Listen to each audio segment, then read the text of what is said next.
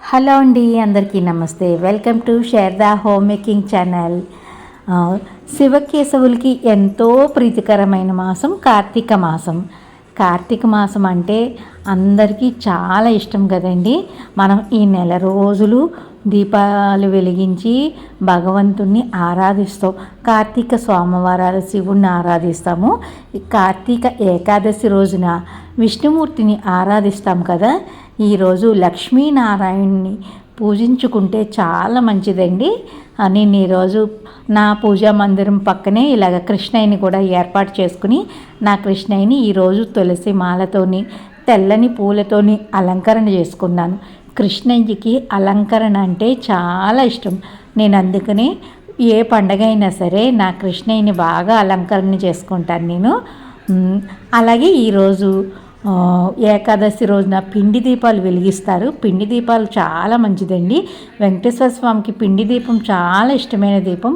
అలాగే ఈ కార్తీక మాసంలో మనం ఉసిరి దీపాలు వెలిగించుకుంటాం కదా, అందుకని ఈరోజు పిండి దీపాలు ఉసిరి దీపం కూడా వెలిగిస్తున్నాను. స్వామివారికి అరటిపండుతో నైవేద్యం చేసి పెట్టాను.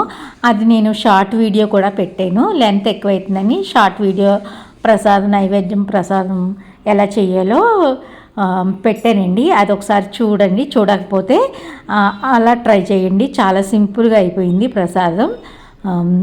ఇలాగా పిండి దీపాలు ఉసిరి దీపాలు ఇలాగ వెలిగించి ఈరోజు విష్ణు అష్టోత్తరం చదువుకున్నాను. అలాగే గోవిందనామాలు కూడా చదువుకున్నాను.